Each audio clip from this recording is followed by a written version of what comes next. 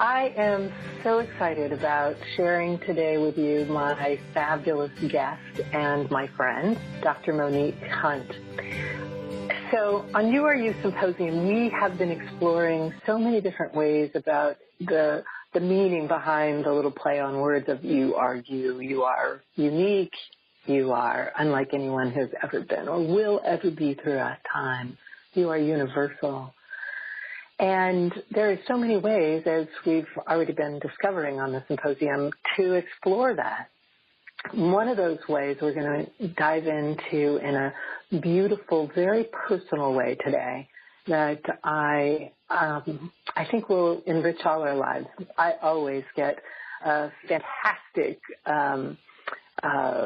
rich, nourishing experience from my connections and conversations with Monique.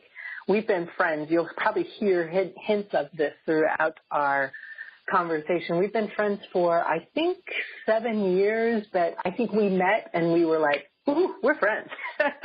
Because sometimes the kinship begins long before you meet. And then it turns out we were neighbors. So we got to have those kinds of neighborly connections. And while you may live anywhere else in the world, and Monique and I no longer live in the same town, I want to welcome my friend, my former neighbor, and a most extraordinary intuitive and teacher. Welcome, Dr. Monique Hunt. Thank you. It's so great to be here with you. Aww. And all those things that you said are so true. And I'm glad you know how many years it's been, because you know how when you really, really enjoy someone, it always seems like you've known them longer. And yes. When you said 7 years, as you were saying it, I thought, no, I think it's been 10 years. Right? But I don't think it has. It might have been it's been more like 7. I know that I wrote Sacred Truths before we met because I vaguely remember having it in my hand at that conference we met at that women's program that we both spoke at. And, yes. So it was since the original publishing of Sacred Truths.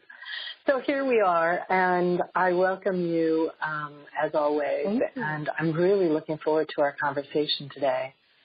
What I anticipate and happens, I think, for every one of these sessions is that we're sharing our personal experiences of the ways that life has unfolded for us into that greater knowing of self, and the ways that then begins to translate. And I haven't told you this, but in the last couple of years, one of my touchstone words is sovereignty. And I've been deepening in the understanding of how to be a sovereign being is to deeply know thyself and to be open to the ever-expanding wisdom available through that, like not knowing and saying, I know that and that is all there is. And I think that your work really fits so beautifully into some of this. So I'm just going to start off by telling everybody you're going to get to know who Monique is and the depth and richness as we speak. So I'm not doing the big formal bio. She's my friend, and you're going to love her, I believe. But I will start off by saying that you're a third-generation intuitive. And yes. I think that that's a beautiful place to start, because I imagine that many of our guests who are listening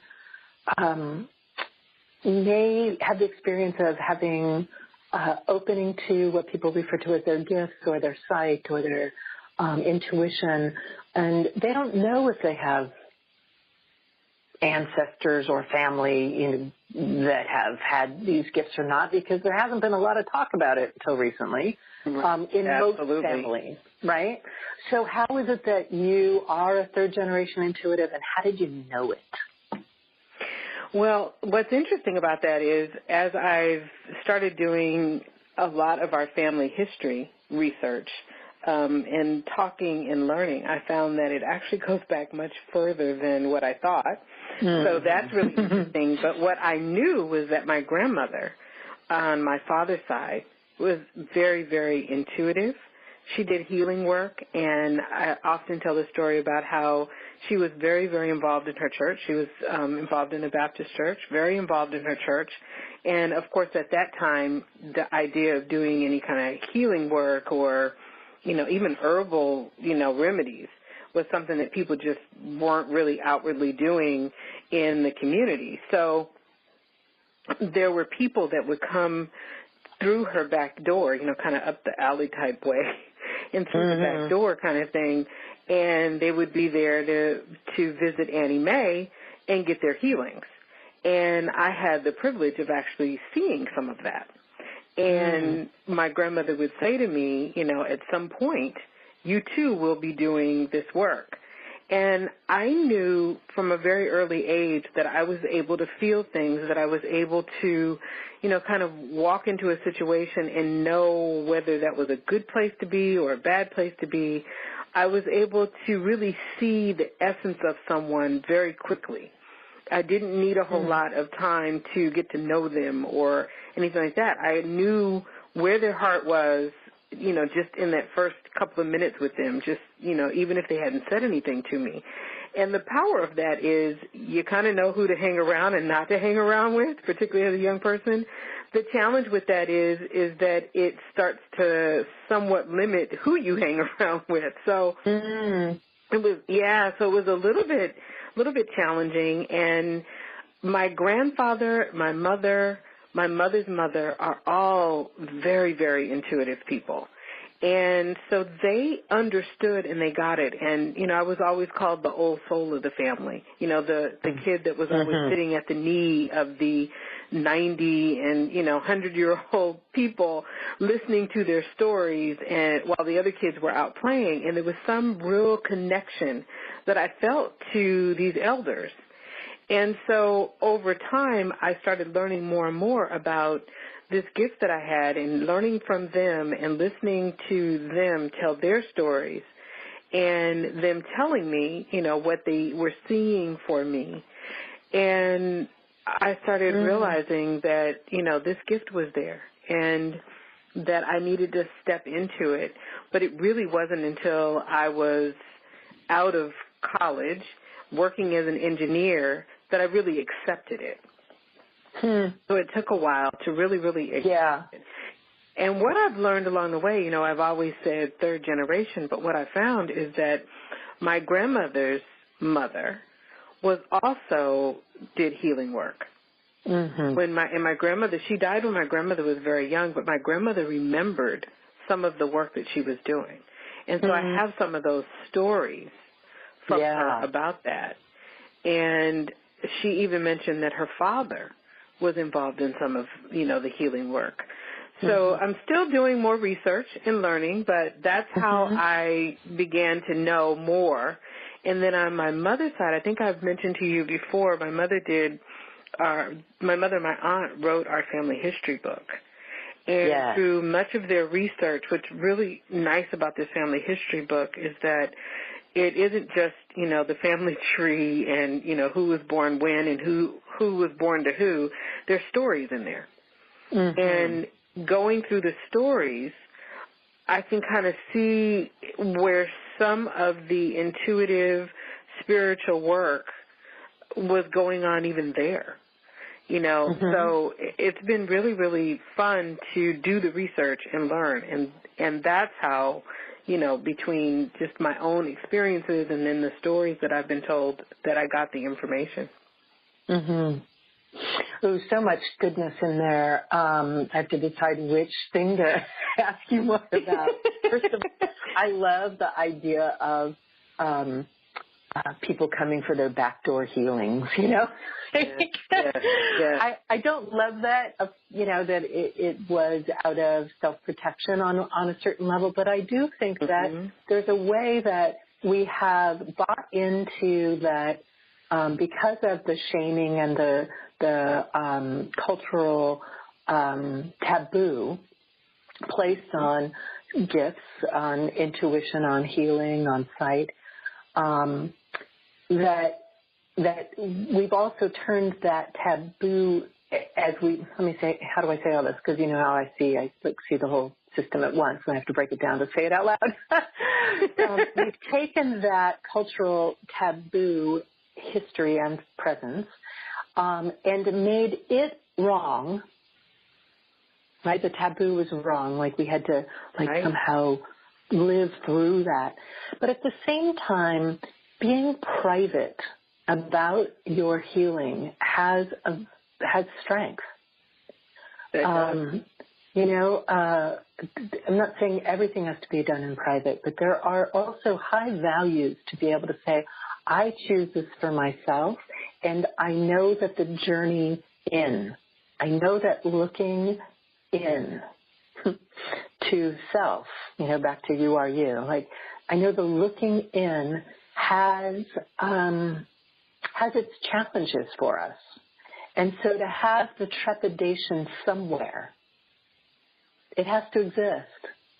In a lot of indigenous cultures, but ancient cultures that I've studied, if you were going to see the healer or simply go into the inner workings of the temple, you didn't just walk in the front door and bam, you're in. You approach the front door, you might make offerings. You might not find a front door. There may be no door whatsoever. And there's a preparation of self that allows you to keep taking the next step or discovering that the next step's not ready for you or you for it. And so I kind of like the idea of the back door healings for that reason. Like there's a sacredness in it. Also in the fact that it wasn't popular in the church, Yeah, exactly. And the thing about it is because it was sort of a backdoor thing, the people that came to her were people who were very open and receptive and believed what she believed. And it allowed her to share her gifts with those people and still be able to do what she felt was nurturing her soul, and that was to be involved in a religious community. Without having to worry about people mistreating her or that kind of thing. Yeah. And she was very, very active in every church she belonged in. Really? And where were your grandparents? Where were they living in the world? My grandmother was living in Los Angeles on my father's side, and I'll definitely get to, what happened in terms of my grandfather when I share the DNA information. And then my grandmother on my mother's side came from Newport, Rhode Island, here to California with her children and her husband, and then moved down to San Diego. So most of, from the time I was in elementary school on, my grandmother lived in San Diego, and I spent every summer down there with her. In San Diego, I would go for, a month or so, and I would also spend time with my grandmother on my father's side during that time as well. So I spent a lot of time, even though they lived in Southern California, we were in Northern California, I spent a lot of time with them. So they were around. Now, my grandfather on my father's side was actually a man from Ireland. So my father was actually mixed, which is a little unknown story because he never really talked about it much, and he didn't know who his father was. He had no idea who his father was. His mother felt that it would jeopardize his life by him knowing that information, and there's different stories about kind of what happened there, but he never did connect with his father, in fact, and his uncle, my grandmother's brother, is the one that actually told him who his father was. And he was able to, by the time he had the information, his father was deceased, but my dad was in his 60s when he got that information. And he did have one conversation with one of his brothers, but he made it very clear that the rest of the family wanted no contact with him because he was black. Because he was black. Exactly. Yeah. So they wanted no contact, and there's been no, and that kind of leads me to the fun stuff that we've been doing. I had my ancestry DNA done. You did? Yes, I don't think we talked about this. Okay, good. I know. This turns me on. Can you tell? Yeah. It's been so exciting because, of course, as I said, we had already, my mom and my aunt, about 10 years ago, wrote our family history book, and it took them 10 years to write that book and do all the research. So we decided to go ahead and do the DNA. My mother did hers, I did mine, and then my aunt actually did what's called the African ancestry DNA, which tells what part of Africa our ancestors came from and what ethnic groups they're from. So I'll share a little bit of that in a minute. But it was really interesting to do the ancestry DNA because, like I said, I'd always heard that my father's father was Irish. So I knew that, there would be, a high percentage of European ancestry that would show up. And what came up was that 56% African and 40% European, 3% Middle Eastern, and 1% Polynesian. Huh. Yeah. Oh, I see where this is going. Yeah. So it was very, very interesting to have that information. And the primary location in Africa is Nigeria, Ivory Coast, Ghana. So those are the main. And then what was interesting is European, it was Great Britain. And Irish was a very, very small percentage. And so, of course, going through some of the history, it still could be that, my grandfather was from Ireland. But what I do know is that the highest percentage is Great Britain. So that is very, very interesting. I was surprised about the Middle Eastern and the Polynesian ancestry.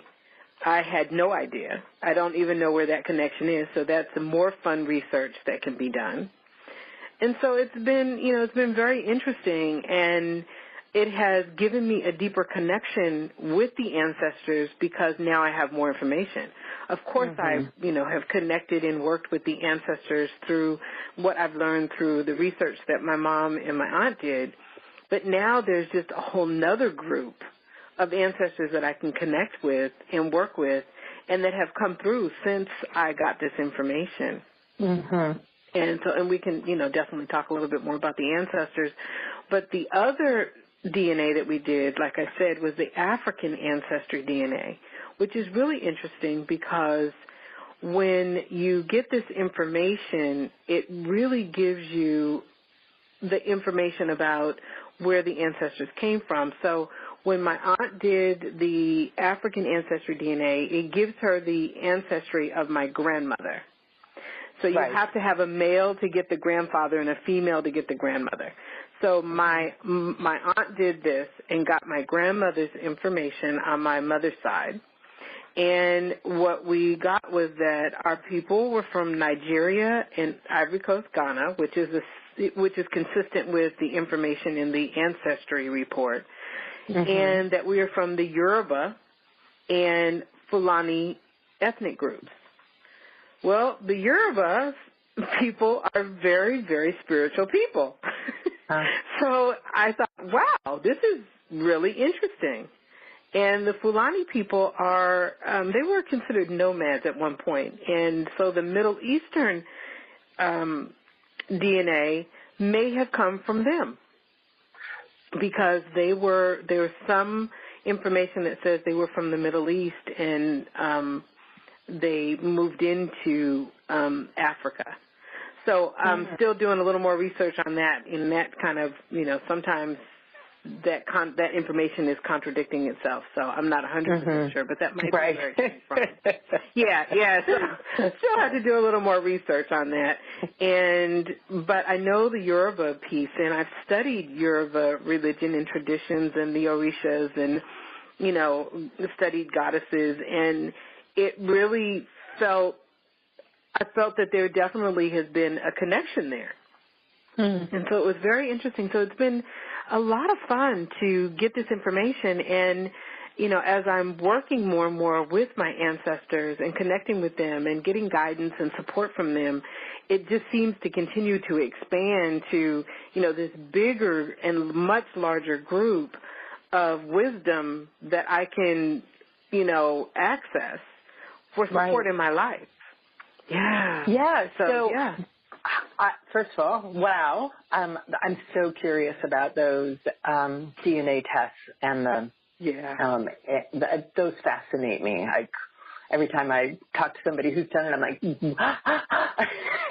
so one might think that it's coming in my future. And, clearly our ancestors will have come from different parts of the world. That European overlay will certainly be there.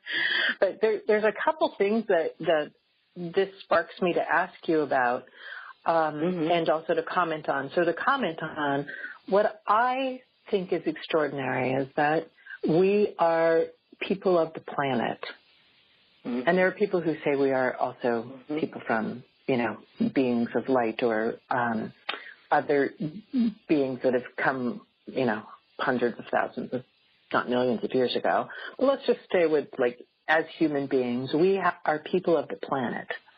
And so many times I think that we get I can't say this just about myself because maybe it's just not that true about me, but I think we as individuals, as a people, we can become very focused on this is where I live, this is how it is here, these are the expectations of people who choose to live here or were born into this, and that's a very limited viewpoint. It's one of the shadow components, actually held inside that viewpoint is the shadow component of belonging. Belonging is one of my highest values, and I think one of my greatest gifts is to facilitate a deep understanding of connection with self, with spirit, with others. And the shadow part of belonging is that place where we stop having also choice, also connection to, I may live here, but I am not of here. And I am of here. The place does not own me. I am not owned. We're back to sovereignty, right? So I think that one of the things that I'm moved by and inspired by is the example of your ancestry and DNA showing a range of the planet that have influenced the becoming of you. And we're each going to have our own unique mix of that. And very few people who live anywhere, I think, maybe in some of the Asian cultures or in even in the Eastern Bloc, the planet has had people moving about on it for so long that we are not pure of a place. And I think that makes us global citizens, which inspires me. Yeah, which inspires me. And you've been a world traveler, so you have a sense of that too. So that's the first thing I wanted to comment on. The other is that so you're talking about ancestors like a family tree. We shared DNA. We, could track back a marriage or a birth, and that's the way I think most people think about ancestors most of the time. Right. Mm-hmm. And you got a whole expanded expression on what that is. Yes, absolutely. Yeah, and I think that as we weave back into how your lineage shows this intuitive gift and the witnessing of it and the fostering of it in you, that you've blended these two components of ancestry now. Yes. Yeah, maybe there's more than two. I think I just said three components of ancestry. And I'm going to come back to some questions I've been tracking about ways to access those gifts. And I do want to explore that some with you. I think that it's so helpful. And it's always a curious thing because we each have our own ways. But before I kind of weave us back into that, I'd love to hear you now talk about the other way that ancestors show up for you in your life and in your work. Okay, absolutely. So to kind of back up just a little bit, of course, I connect with my blood-related ancestors. And then there's also another group of ancestors, and those are historical ancestors. The ancestors that have inspired us historically that are now residing in the spirit world are also available to guide us as well. Who may or may not have been part of our own bloodline. Is that what you're saying? Absolutely. Absolutely, right. Okay. Yes. And they are, if we feel a connection to them and we invite them in to guide us, they are more than happy to work with us. And they can be historical figures, but they can also be people who have been adopted. You know, I often get this question from people who have been adopted and people that, you know, I have an ancestry school, Ancestor Wisdom School, that I have where I work and teach people how to work with the ancestors and connect with the ancestors. And many of the members of the school are adopted. And so they often ask me, you know, being adopted, how does that work? I don't know who my ancestors are in terms of my bloodline. So your ancestors can be the people who loved you and their ancestors. It doesn't necessarily have to be a bloodline. And you don't have to know the names of your ancestors for them to be invited in. I mean, it's obvious that we all had a woman who gave birth to us and a man associated with that woman, right? Yeah. You know? So there is a male and a female associated with all of us, and they had parents, and they had parents, and you don't necessarily have to have their names in order for us to access them. We can actually invite them in and work with them. And then if a person is adopted, they have another set of ancestors that they can invite in to work with them. And then they also have this historical group of ancestors that's available, or anyone who may have inspired us. If there was a teacher that we had that is now residing in the spirit world that inspired us, we can invite them to work with us as well and to help us and guide us and inspire us. And they're available all the time. I mean, it's a part of their sacred contract in the spirit world that they need to fulfill. And part of fulfilling that is by helping those of us who are still here to live our fullest, richest, most beautiful, happiest lives that we can possibly live. And they're here to guide us and support us. And I know, you know, when I'm working with my business clients and in my own business, I had an ancestor. My great-grandfather was a very successful business owner in Newport, Rhode Island. He owned a catering company. And I even, on my altar, keep a cup from his catering company that I fill with water. Yeah. And I connect with him when I'm either having some challenges or needing some, you know, information to help me move past something in my business, or to help me be more creative or come up with new ideas, programs, information. But I also will connect with him prior to connecting with a business client to help me uncover where maybe some of their challenges are and help me connect with their ancestors and their spirit guides so that I can support them better. And that's how I'm able to work with different ancestors. And, you know, of course, you know, I'm fortunate to have a lot of information so that I can access these particular ancestors that I know about. I mean, of course, I never met my great-great-grandfather, but I have the information so I can access it. However, I also have this group of what they call themselves umas, which are grandmothers, that are grandmothers for many, many, many, many generations. And after learning about the ancestry DNA and learning about the European part of my ancestry, I then started, you know, asking and inviting that group of ancestors to join me and to support me and to connect with me, and found that they had always been a part of the umas, and I didn't realize it.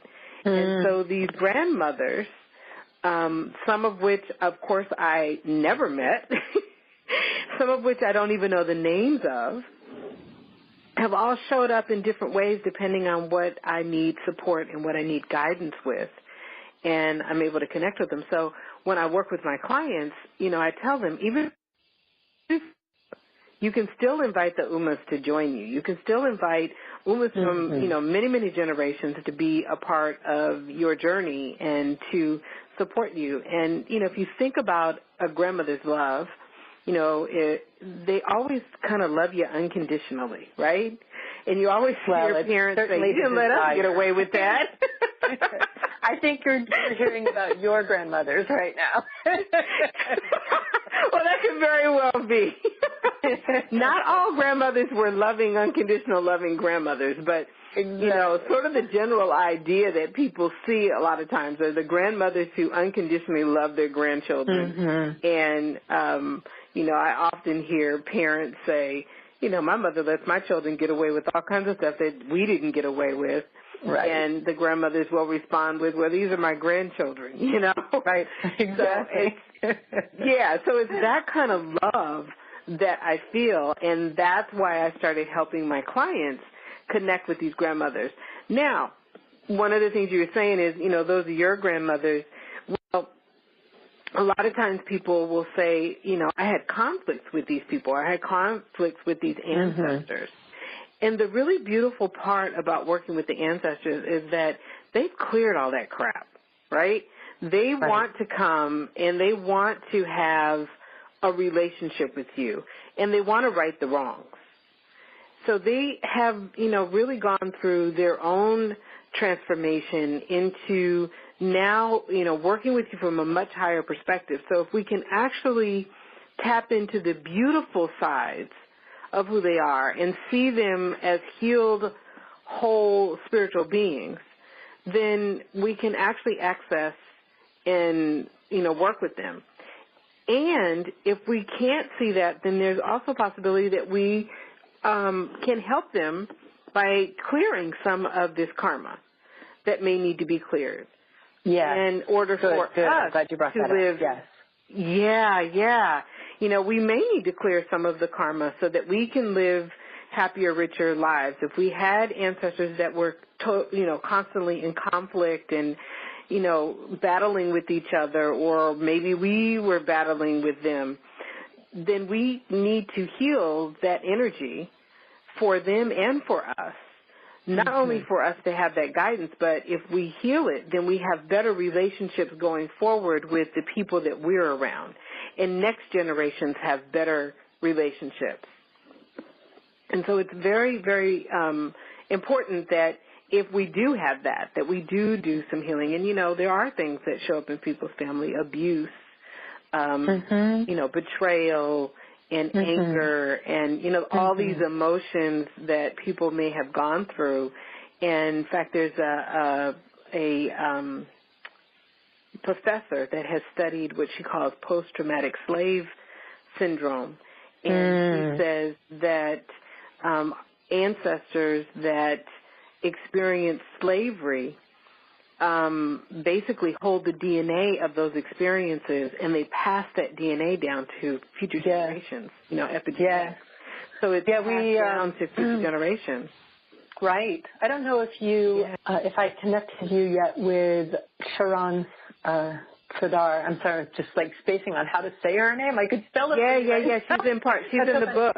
Yeah. Yes. She's in the Village Pearls book. Yes.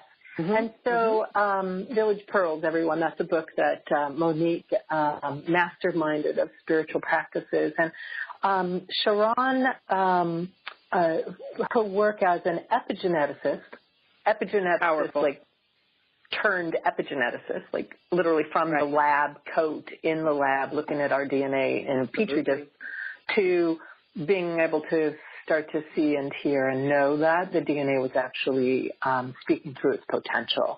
And she was just talking with Deepak Chopra this week, I saw, and asking this very question about I think it's funny she asked him because somebody could have called and asked her and she'd have had the answer. But, he's seen as the big boo-ha, right? And she's so humble and sweet. And the question was, about does the experiences of life as lived through people who were many generations before us, does it get passed on through the DNA? And the answer is yes. And so I hear you saying that you personally have the gift and grace of having sat at the feet of the elders, of your family, of them seeing you for the grace and power and gifts that you are. Most of us, I'm going to say this very widely, probably don't have that direct experience. Right. I also think that many of us have had it in some way. Like one of my earliest ways was with the moon. You know, like sometimes these ancestral connections happen through the elements or through nature. And I think, you know, like, right. And that through honoring that people before you lived very different lives. They did not have podcasts or and telephones, like the telegraph, telephone, radio, TV are so new to us as human beings. Absolutely. They're the fiber of our being now, right? And I'm not even talking like smart technology and all that, but they're the fiber of our being. We know we can like call somebody halfway around the world at any given point. We don't know if they'll answer, but we know that like we can reach them. That did not exist 100 years ago. The telephone was not in every home. The TVs, the connectivity was down to the I'm in front of you, or you're not here and I don't know where you are exactly. Like really, that's what most of humanity has known. And that means too that their lives were simpler in some ways. When they felt fear, they usually felt fear that was fear of true circumstance, not the way we have inducted fear now. Absolutely. When they had something unresolved, it probably went either to whatever possible spiritual practice they had, whether that was community or a church or a temple or, you know, a healing session, or it went to their grave with them. And what I've found with some of my spontaneous ancestral work is that I discovered while doing some personal grief work in preparation for some big leap initiatory work 20 or some odd years ago, like deep spiritual leap. Before I could enter my initiation, I had waves of grief. And I mean grief that was like would drop me to my knees. And I wasn't fighting it. I was letting it come. And it was all personal story grief. And it was all the ways that I had grief of not having lived my my unique way of being in the world. The ways that I had denied my power. The ways that I had said no to those who saw me in the grace and power that I be. And the grief for the ways that I had not been loved. Like we could go on and on and on, right? Grief. And that passed. And then another wave came, like later in the day, a whole new wave came. And I realized that I was grieving like up the lineage through the women of my family. So it went through my maternal lines, for my mother and my mother's mother and my mother's mother's mother, and for my sisters and my cousins and my, you know, but it was a very maternal lineage that traveled through me. And the grief I experienced that again brought me to my knees was the grief that my lineage had not felt. Like for whatever reason, they could not experience it or express it. And the freedom, the pain I felt while doing it, certainly not pleasant, right? So I don't mean to make this sound like, oh, it was so easy, I just did it. No, I felt that the pain that would induce such grief. And when I was finished, I felt empty in that pure way, that way that just has you go, oh, wow, so much weight removed, so much sorrow released. And it wasn't mine anymore. It was someone else's, but through the DNA perhaps. I didn't have that language back then. And then the next day, another wave came. And this time I was in a dry riverbed. I was in the high desert in Arizona. And I was on the edge of a dry riverbed under some trees, and this time when the grief rose up in me, I realized it was no longer human grief. It was the grief of the planet. Mm. For every time a volcano erupted, she grieves. For every time an ice cap melts, she grieves. For every time life that once was is encased in ash or ice or water, or she grieves. It's a natural, everlasting process. And so I became a vessel for the grief of the planet. Mm-hmm. And our connection to our ancestors and our capacity to allow for the healing to move through us can actually be our gift to them, at which time they then can become like the elders at whose feet you sat, who saw you in love and radiance and joy. Oh, absolutely. Yeah. And it really allows us to then tap into their wisdom from a much different place, from a place of love and a place of pure guidance and a place of them wanting to feel and see us succeed. And it helps for future generations, as I said before, Yes. And it doesn't necessarily have to be our children. It could be the children of our siblings. And it could be the children of our cousins, and so on and so on.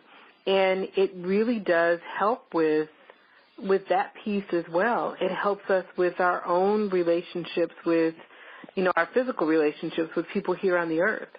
And I've seen through my work with members of my school that when we do this clearing work, which is pretty much the first thing we start out with when someone joins the school, is they do a lot of the karma clearing work. When we do this work, I always hear them say that the relationships with someone they were having conflict with improved. I hear them say that relationships, their intimate relationships have deepened and strengthened. And a shift does take place. And, don't we all want to have peaceful relationships, right? People who challenge us, but also people that we love and get along with, we want those. And the healing takes place, and it shifts so much. There's such a transformation that takes place. And for you to go through what you went through and allowed yourself to go there is really beautiful. And allow yourself to go through the grieving, because it's very easy for us when it gets difficult to say, I need to get away from this, or I need to come out of this, or I'm going to do something different. I'm not going to allow it to process. It's very easy to do that. It's not as easy to deal with it. Yeah, we're playing with that analogy of the backdoor healing, like I couldn't just walk in and go, okay, I shall be initiated now, like I needed to be a vessel that served, because being of service is our universal highest calling, I believe. But to serve without agenda, just to be a vessel of service and to be stripped down in that way. It was a way of like slipping in the back door, right? Instead of just like walking right up into the front door and saying, I shall be initiated. I shall be healed, Right. You walk around the back door and we'll talk about it. So, gosh, there's a few things that I want to be sure we talk about. And I'm going to go back to where we started in our conversation today. And you mentioned that you could feel, I'm not sure what the verb was, but you said that you had a read on the essence of people when you would meet them. I imagine this is still true, but you were talking about, as you were growing up that, and so I'm curious, like, let's just talk about some examples of your experience of being an intuitive, how you experience that. Like, do you see an energy around people? Do you feel something? Do you hear something? Like, how does that translate for you? In many ways. I don't necessarily see energy, but I feel it. I can feel things on a very deep level. and I can feel the negative energy. I can feel the positive energy. I can feel the deep sorrow, the grief that someone is experiencing. And I have to really, when I walk out of a situation where there's a room full of people, I have to do a lot of cleansing work. Otherwise, I take a lot of that energy with me. And I've been with people who see energy, and they can see me, taking that in.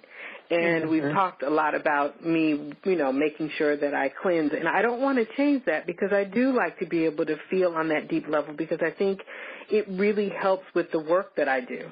But I can walk into a room, and, I can remember when I was younger, I wanted to go to this party really bad. And I was in high school, and I remember my father was always one that taught me how to, kind of scan a room and pay attention to what's happening in a room. So some of it was just, physical realization, and some of it is the intuitive piece. And he said, I'm not sure about this, but okay, but if you feel like you need to leave, you need to leave. And I stepped into the party, and I immediately felt that I needed to get out. And I was with other people, so obviously that wasn't real thrilling to them. And I said, I need to leave. I need to go home. Now, the excuse that I gave is that I wasn't feeling well, which in a sense, as I look back on it, it is not a good feeling. So I wasn't feeling well, but that's not what I meant when I said I needed to leave. I just, I'm not feeling well. And they said fine, they would ride home with someone else, and I left. And the next day, I found out that there had been an altercation at the party, and a few people had been hurt. And I thought, I didn't know what the reason was, but I knew something just wasn't right. Now, people were having fun, and they were laughing, and these were people that I knew, and, everything. But there was someone else that actually came to the party that wasn't invited that caused a conflict and caused a problem and caused an altercation where people were injured. And I left, and I knew.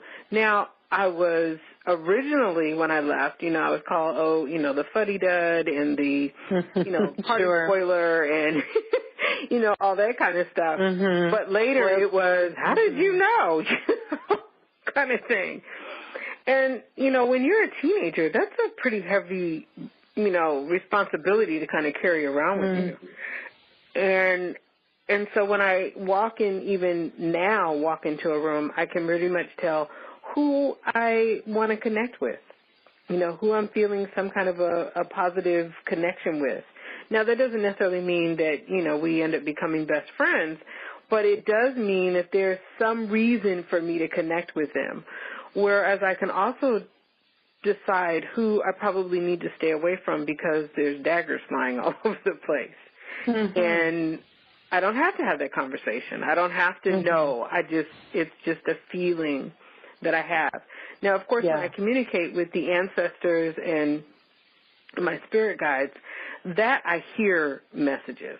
I actually I get sounds, I get clear audio communication. I mean, I can actually hear voices. I hear their messages. But when I'm in a situation where, I'm kind of feeling the energy, it's all just felt. I don't necessarily see it. So that's how the two turn out. Now, I also now will connect with the ancestors and spirit guides before I go somewhere and, ask them to support me with connecting with the people that I should connect with, even if I'm not feeling good energy from them. If I'm supposed to connect with them, please connect me. Because, I think there are times when even when the energy isn't feeling good, that there may be a reason to connect. And I have seen several situations like that, and I want to be sure that I show up in the way that I'm supposed to and fulfill, my purpose in the way that I'm supposed to. And if that means that I need to move past what I'm feeling in order for me to be able to connect with this person, then I want to be able to do it. And I ask for their help and support. And I also ask them to make sure that if there's something that energetically that I don't need to take on to help me and protect me from that as well. What a great practice. I've had spiritual practices for such a long, long time that it always surprises me in a little bit. It's kind of embarrassing to say. It kind of surprises me when I hear about practices like, I never did that. And you do a lot of them, so. I know. Yes. They're woven into my life, and I've had them show up when I'm somewhere. I've had ancestors or guides show up when I am somewhere, sometimes in bizarre places, like taking a can of cat food off the grocery store shelf. I'm like, really? Like, this is where you're going to come? But often also, as teachers that show the way. Is that something you could guide us through right now, like a way to connect with one's ancestors? Yes.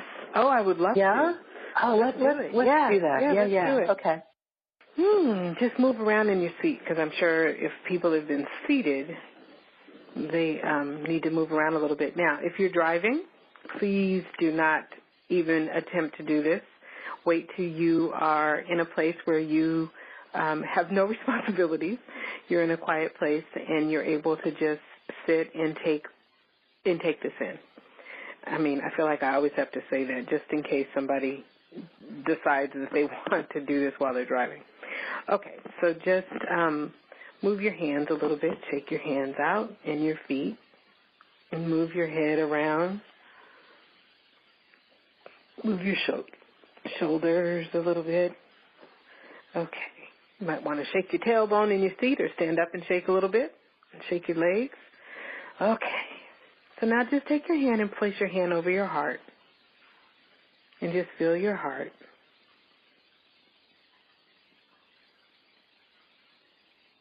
And now just say a few words of love and kindness to your heart.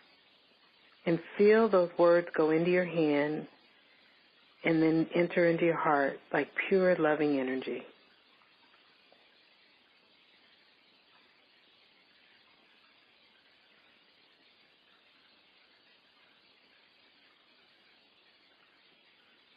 And then just take a deep breath in and hold it. And now release. And once again, say deep and loving words to your heart and feel the energy expand into your entire body, allowing your heart to pump all of this beautiful energy throughout your body.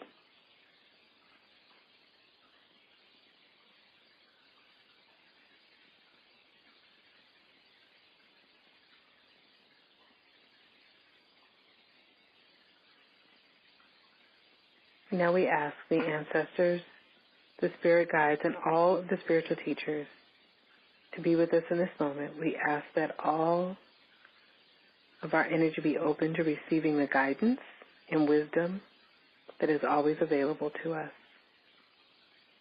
In full faith, so be it.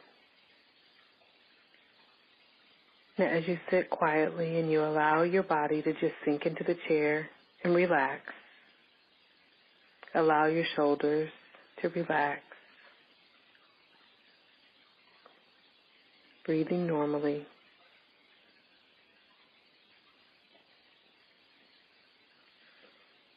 And with your eyes closed, just allow yourself to drift into a place of peace, a place that you've been to before. It could be a park. It could be out on the beach. It could be in your home somewhere, maybe in your own front yard, backyard. Just allow yourself to go to this place of peace and allow yourself to settle in there and feel comfortable, knowing that this is a place that has comforted you before.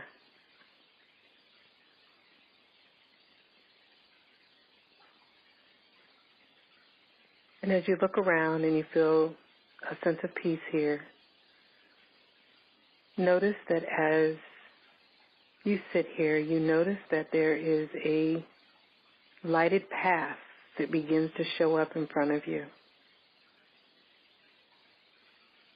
And as you begin to walk this path,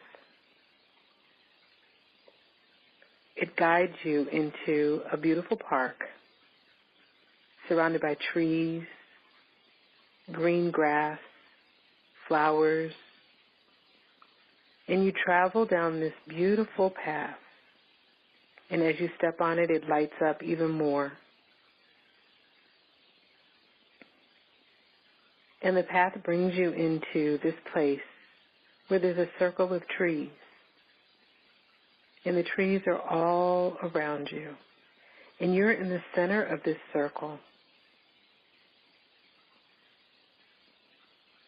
And as you stand in the center of this circle, feel your energy going into the ground, grounding you, helping you feel safe.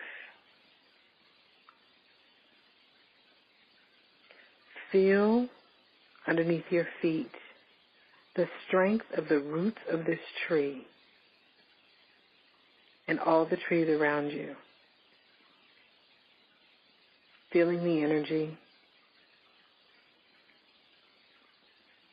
And as you stand in the middle of these trees, each one of these trees represents your ancestors.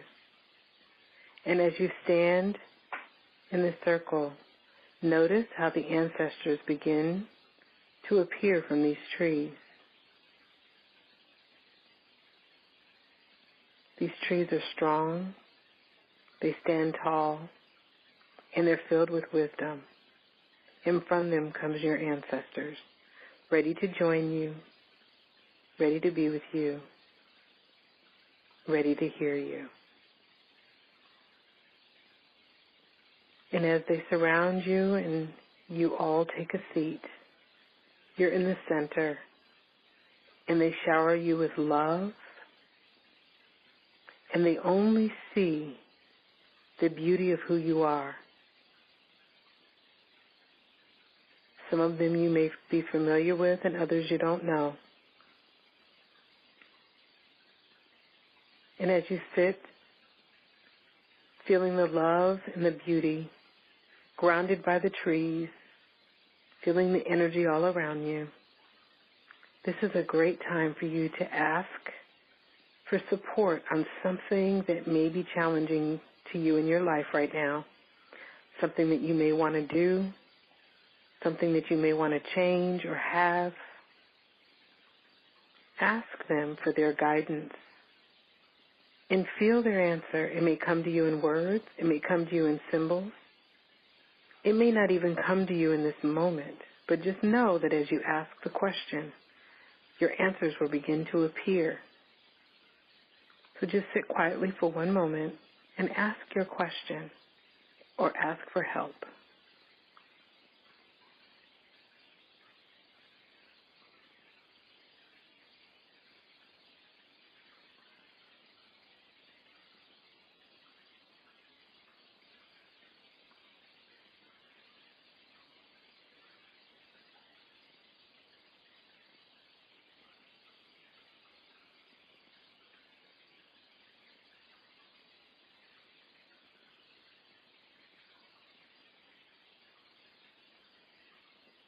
And feel your ancestors moving in closer to you.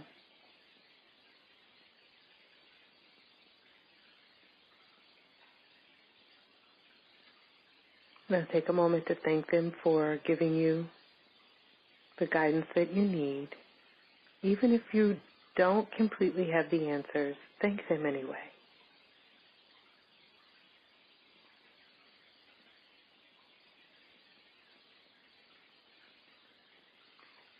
One of your ancestors is stepping forward and has a beautiful gift for you. Notice the colors, the feel, and how it feels to receive this gift from them. And just receive your gift and thank them for the gift.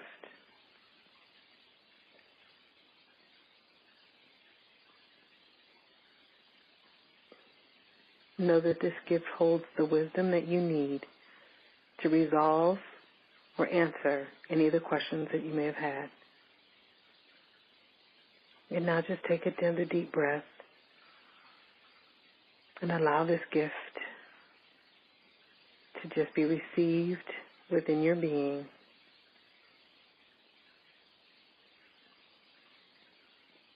And now take a moment to say words of love and kindness to your ancestors, thanking them again for always being there and supporting you on your journey.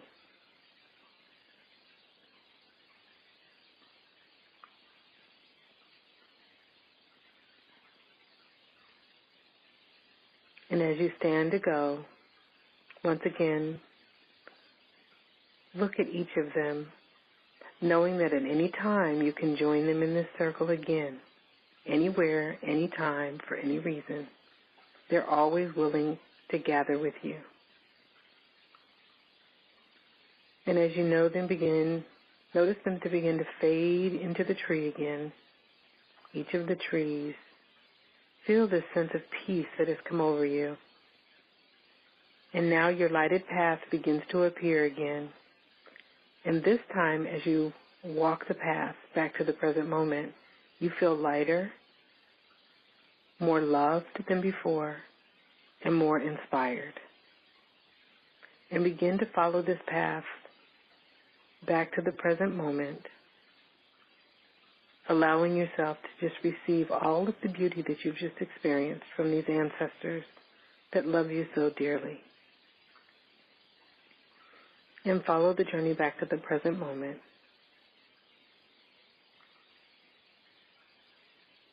Thank you to the ancestors, the spirit guides, the angels, the Creator, all the spiritual helpers and spiritual teachers that have been available to us now and in the future and in the past. Thank you for being here with us and supporting us on this journey. In full faith, so be it. And now just take a deep breath, and as you breathe in, release, exhale, and allow your eyes to open. And then allow your hand to move from your heart. And just allow yourself to take in this beautiful energy that you've received. And when you're ready, begin to move around and allow the energy to go through your body, moving your shoulders, your hands, and your feet, and your head. And after we finish the call, you may want to record your experience, whatever it was for you. Record your experience. That was a beautiful journey. Thank you very much.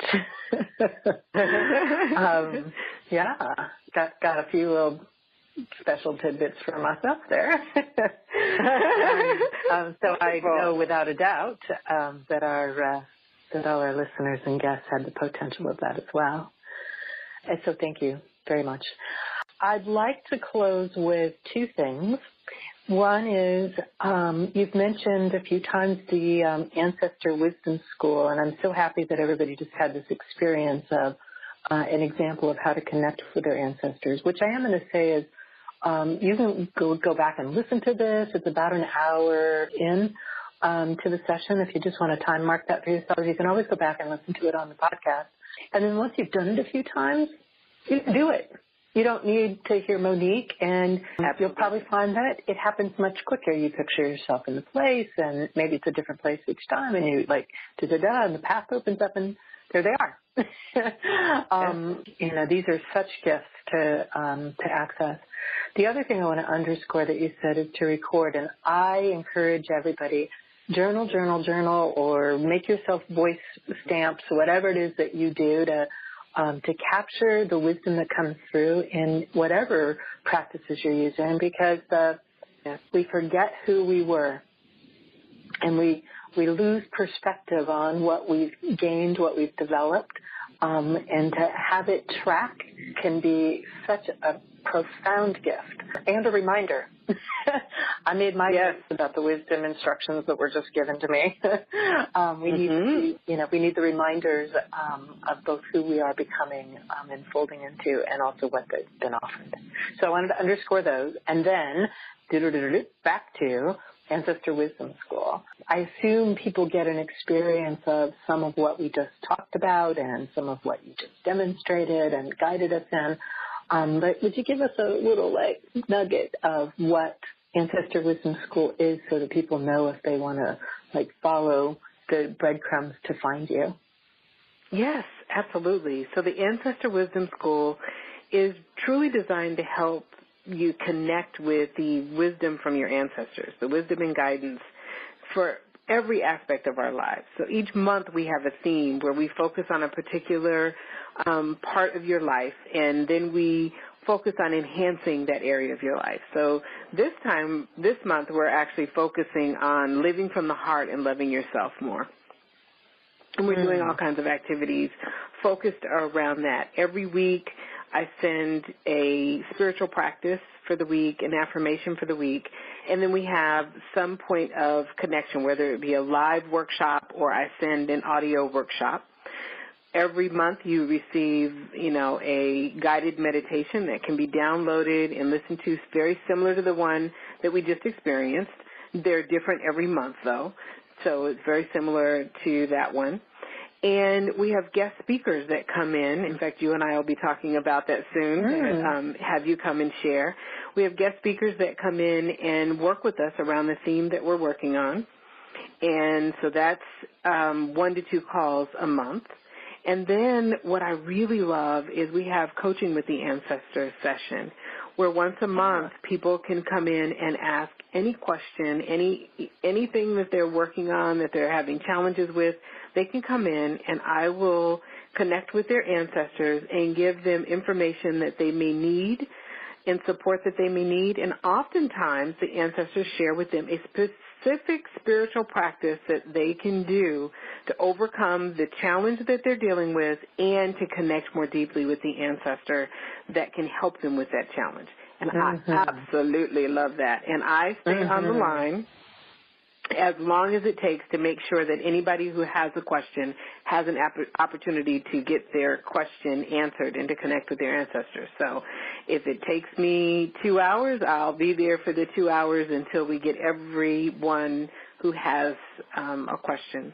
And every one of our calls is ended with a meditation. So it's a really fabulous program. We have a private Facebook group where I pop in every week, answer questions, share information from the ancestors, lessons from the ancestors that they want us to know.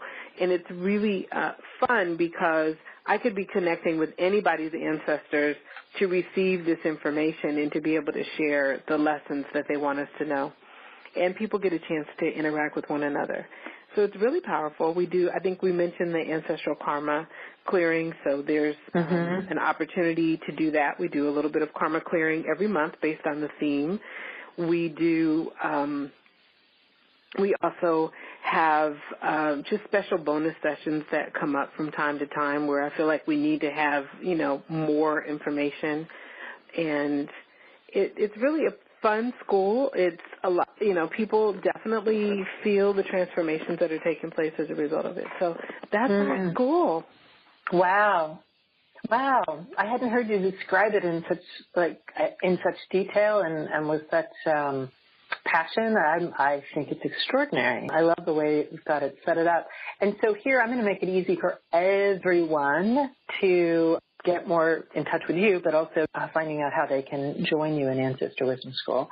We are going to put the link on the URU Symposium Facebook page. If you haven't yet joined us in the group on Facebook, you can just simply search for URU Symposium, and you'll come up with the group and the opportunity to join. And you'll also find that link on our urusymposium.com page. If this is speaking to you, I hope that you'll follow that inspiration and connect more deeply with your ancestors and Monique's offerings. All right, so to close our time together, I want to ask you a question that's become a ritual from the very beginning of URU Symposium. So I said earlier that URU is a play on words, also a play on words that if we switch the tenses around a little bit, we are playing with the phrase I am, which is such a powerful spiritual or universal presence statementing of I am. And as many of us as there are, there's that many ways to find expression. So my question for you, Monique, is how is it that you experience I am? Well, as you were talking, the first thing that came to mind is I am the light. I am the voice of my ancestors. And the other piece that came from me is I am my ancestors' wildest dream. They had dreams for me. They had dreams for many of those in, throughout many generations in our family.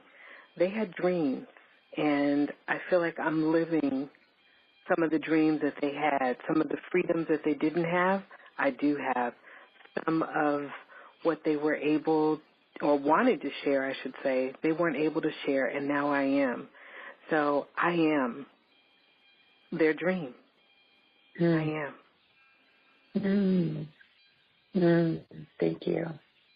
Thank you. I feel such grace and opportunity to be able to ask this question. It's a beautiful question. Basking in the answer. Yeah. Thank you so much. Thank you. This has been so beautiful and rich. I always love our time together, and I do. Like I said, there's a whole bunch of things I think we could continue to carry on about, but this was rich and yummy, and I appreciate the deepened connection I have to my ancestors from the experience of talking to you, and know that there's healing and expansion that is available through this work, and I'm really grateful you're bringing it to the world. Thank you. Thank you, and thank you for inviting me to join you today. It's been, I always enjoy talking to you, and it enriches my life, and I'm sure that other people feel the same. So thank you for how you show up in the world. My great pleasure.